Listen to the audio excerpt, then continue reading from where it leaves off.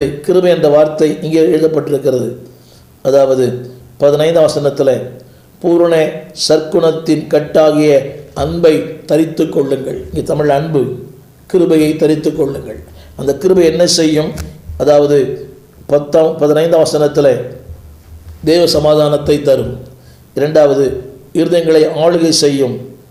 அது மட்டுமல்ல, நன்றியுள்ள ஒரு வாழ்க்கையை தரும். 16ஆம் வசனம், எந்த நிலையிலும் உங்களை பாட வைக்கும், சங்கீதங்களினாலும் கீர்த்தனைகளினாலும் உங்களை இதயத்தில் பக்தியுடன் பாட வைக்கும். திரும்ப திரும்ப அந்த வார்த்தை இப்படி சொல்லுகிறது, இதற்காக கிருபை டு சிங். அன்பான தேவ பிள்ளைகளே, திரும்ப நான் சொல்ல விரும்புகிறேன். அது அந்த கிருபையினுடைய அர்த்தம் என்னவென்றால் வளர்ச்சி, இந்த growth. திரும்ப படிக்கிற கேளுங்கள்.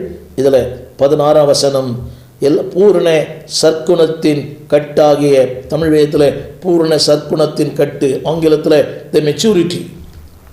இதற்காக கிருபை இன்னும் முதிர்ச்சி அடைய. நிறைய பேர் பார்க்குறேன், முதிர்ச்சியே இல்லை. குழந்தை மாதிரி பேசுகிறது, குழந்தை மாதிரி பிஹேவ் பண்ணுறது, குழந்தை மாதிரி கோச்சிக்கிறது, சின்ன சின்ன காரியங்களுக்கும் கோபம், பொது இடத்த கோபம், எல்லா இடத்துல விசுவாசிக்கிட்ட கோபம், சின்ன சின்ன காரியங்கள், அற்ப காரியங்கள், அதற்கு நித்தியத்துக்கு பயன்படாது, அதுக்கெல்லாம் கோபம். யோசிச்சு பாருங்கள், அவர் முன்னால் உட்கார வைக்கலன்னா கோபம், ஜெபம் தரலன்னா அவருக்கு கோபம், அவர் பேர் சொல்லனா கோபம். This shows the immaturity. கிருபை உள்ளவர்களுக்குள்ளே அந்த முதிர்ச்சி இருக்கும். ஏன் தெரியுமா? கிருபை உன்னை இன்னும் முதிர்ச்சியாய் மாற்ற. அன்பான எல்லாத்துக்கும் கிருபை கேட்குறோம். கேளுங்க, ஆண்டவரே இன்னும் நான் முதிர்ச்சி அடைய வேண்டும். தமிழ் வேதத்தில் அழகாக சொல்லப்பட்டிருக்கிறது, பூரண கட்டாகிய அந்த பரிபூரணத்தின் சற்குணமாகிய அந்த கட்டை தரித்து கொள்ளுங்கள். அதுக்கு தான் கிருபை. அது நிறைய போட்டுருது. உருக்கமான இரக்கம், தயவு, மனத்தாழ்மை, சாந்தம், நீடிய பொறுமை. இதுக்கு தான் கிருபை கொடுக்குறார். இயல்பாக வராது. இதெல்லாம் அன்பானவர்களே, இந்த உருக்கம், இரக்கம், தயவு, மனத்தாழ்மை, சாந்தம், நீடிய பொறுமை, இதுக்கு தான் கிருபை தரார். அதுதான் நான் சொன்னேன், அந்த தலைப்பு என்னவென்றால் சிங்கிங் கிரேஸ்.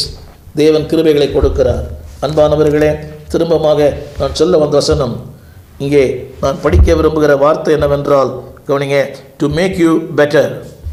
திரும்ப சொல்லுகிறேன், இந்த to make you better, not to Peter. திரும்ப சொல்ல விரும்புகிறேன், உபத்திரம் உண்டு, ஏழ்மை உண்டு, வறுமை உண்டு, இவை எல்லாவற்றிலையும் நான் சொல்ல விரும்புகிற வார்த்தை, ஒரு பக்தர் சொன்னார், give more you'll be given more. திரும்ப சொல்லுகிறேன், give more you'll be given more. திரையிலே பாருங்கள், அதிகமாய் தாருங்கள், அதிகமாய் பெற்றுக்கொள்வீர்கள். Give more and